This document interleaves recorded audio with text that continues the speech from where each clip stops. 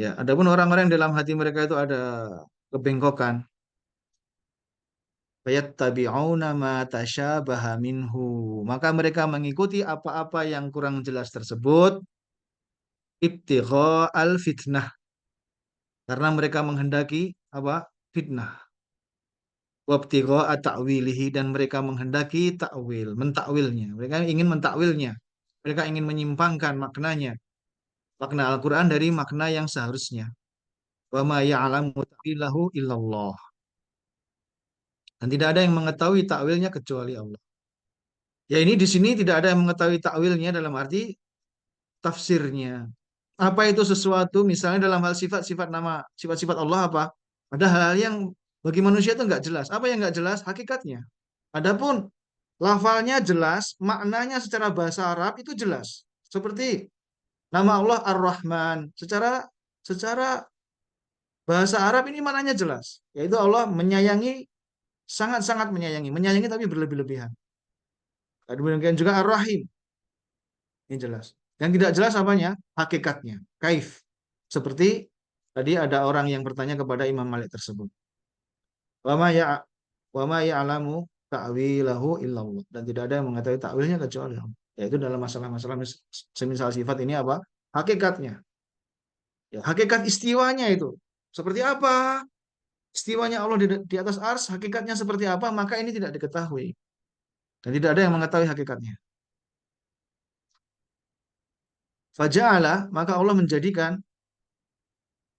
at ta'wili, orang yang menghendaki takwil, alamatun, tanda ala zaykh, atas kebengkokan dalam hati, penyimpangan dalam hati.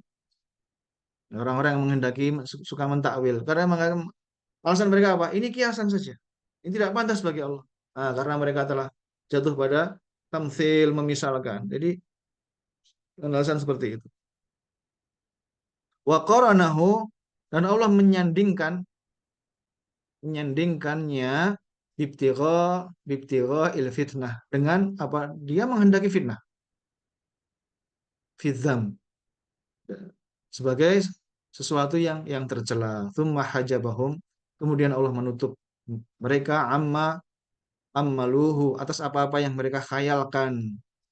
Wa qata'a at'ama at'ma'ahum, dan Allah memutus kerakusan mereka, amma qasaduhu, atas apa-apa yang mereka inginkan, biqauli subhanahu, dengan perkataan Allah yang maha sempurna, wa ma ya'lamu ta'wilahu illallah, dan tidak ada yang mengetahui takwilnya kecuali Allah. Apa-apa yang mereka takwilkan itu, apa itu mentakwil, yaitu mereka menggeser makna-makna dari makna yang semestinya, ya, mengarang-arang. Ini maksudnya begini, ini hakikatnya begini. Baik, waktunya tinggal sedikit. Kita simak perkataan Imam Ahmad ibn Hambal dalam masalah sifat. Kalamul imami Ahmad ibn Hambal fi sifat.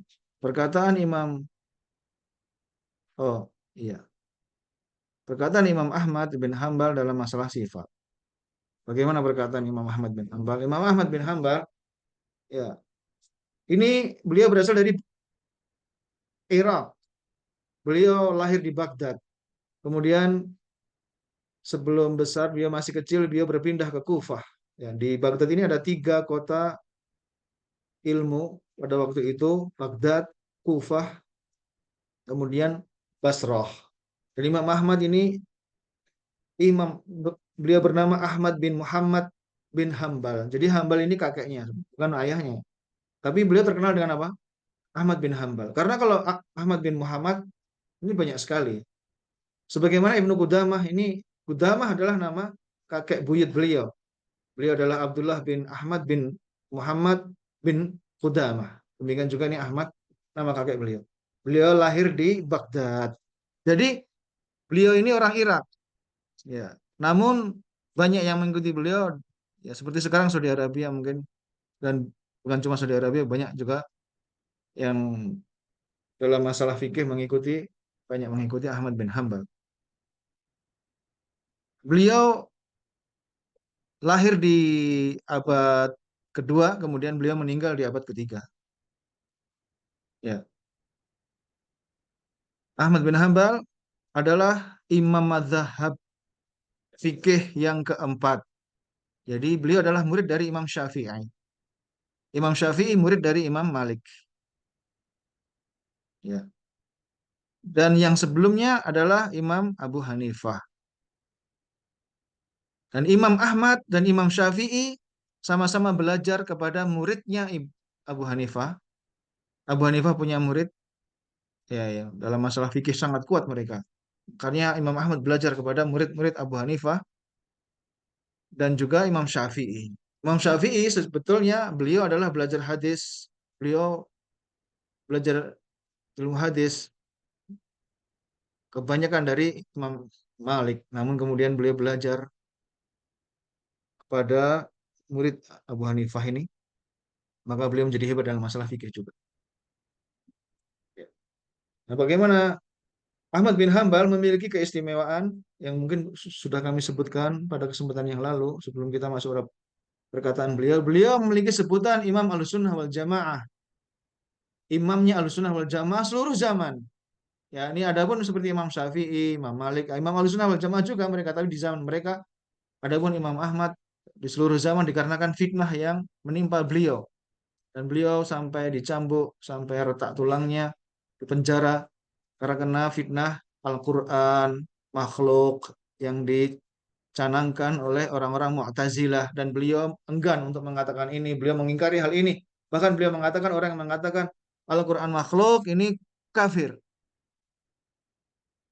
Dan tiga penguasa semuanya memenjarakan Ahmad bin Hambal.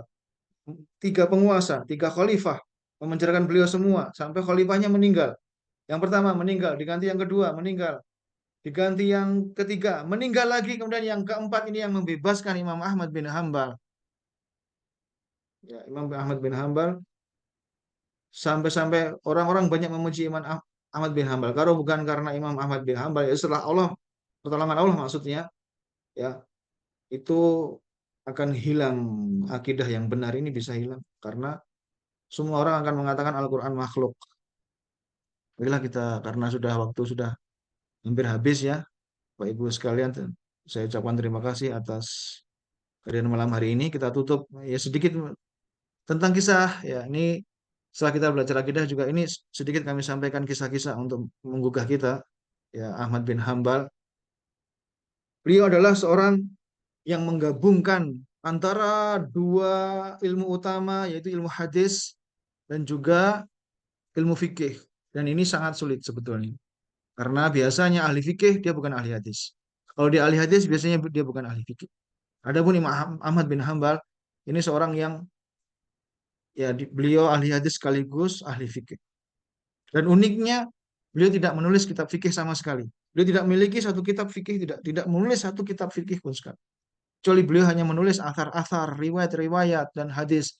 Beliau memiliki kumpulan hadis yang sampai yang jalurnya itu sampai dengan Rasul Shallallahu Alaihi Wasallam. Maka itu istilahnya al-musnad. Musnad ini apa? Itu kumpulan sanad-sanad yang ini sampai dengan Nabi Shallallahu Alaihi Wasallam, tersambung sampai Nabi Shallallahu Alaihi Wasallam. Beliau tidak memberi nama ya, seperti ini. Rata-rata para ulama mutaqaddimin yang terdahulu tidak memberi nama atas kitab-kitab mereka. Ini orang yang setelahnya beri nama Al-Musnad, ini berisi sekitar hampir 28.000 hadis. Dan beliau mengatakan kepada anaknya, ya, karena beliau di penjara, maka orang yang paling lengkap mendengarkan hadis beliau hanya anak-anak beliau sendiri, yaitu Abdullah, kemudian Soleh, dua anak beliau ini yang dua-duanya menjadi ulama hadis. Kemudian satu lagi Hambal. Hambal ini, walau ta'ala alam saya lupa, mungkin keponakan, mungkin sepupu beliau. Ya, tapi seumur seumur dengan Abdullah. Makanya beliau terkenal dengan nama Abu Abdullah. Beliau mengatakan kepada muridnya, kepada anaknya ini, aku telah memilih. Ini saya baca dalam kitab Syiar Alam An-Nubala, karya Az-Zahabi. Imam Ahmad mengatakan kepada anaknya, aku telah memilih dari 750.000 hadis. Aku pilih dalam kitab ini yang aku harapkan, aku berharap ini akan menjadi hujah di masa yang akan datang bagi manusia, akan menjadi dalil hujah, rujukan bagi manusia dalam beragama. Yaitu beliau telah memilih sejumlah hadis tersebut dari beliau mengatakan kepada anaknya, beliau menghafal dan beliau memiliki 750 eh, ribu hadis. Ditulis berapa? Ya hampir 28 ribu saja. Beliau telah memilih